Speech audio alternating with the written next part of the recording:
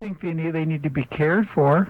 Yeah, well, maybe that's a good segue into the Nowness Generator. All right. Because some of the technologies that I was talking about earlier,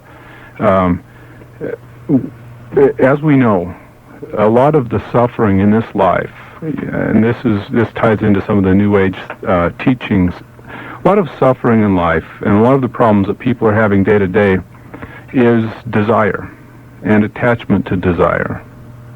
And when you desire things in the world and you don't get those things, then you suffer.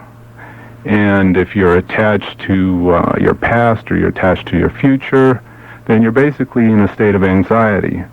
And what is so nifty about the Nowness Generator, that's the marketing term, it's we call it the mind eraser. But what it is it's a little box. It's a kind of a gray and beige box, and you can mount it right next to your phone every morning. And it... Now, are you able to get it in other colors? No. No, it needs to be maybe put that out later on. It could be copied. And so you put this right up by your phone, and it's just a little black box. And every morning when you wake up, if you just you run your head kind of around the box, you put your head up against the box and sort of rotate, they have developed technologies that will erase all of your memory and all of your identity at that point. And there is a speaker built within the box that will then give you the policies to be carried out for that day.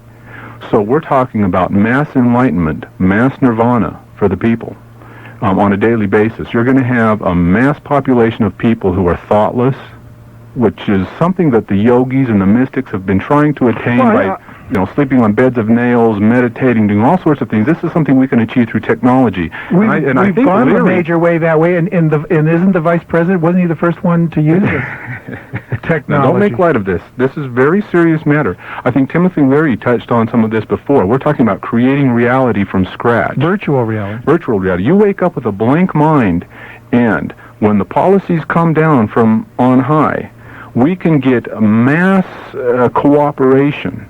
We can get mass cooperation from people, and we can get people to do whatever needs to be done to make things go efficiently. People are going to be happy. They're not going to have their anxieties. They're not going to have a lot of these attachments and some of these psychological problems. We're not going to need drugs. They're not going to need the psychochemical drugs, your Prozac, your Norpamine. It'd be a much healthier. It is a fascinating breakthrough, and it's something we're very excited about. Now, where was this developed? This was developed in the scientific lab. But is it an American? That's kind of.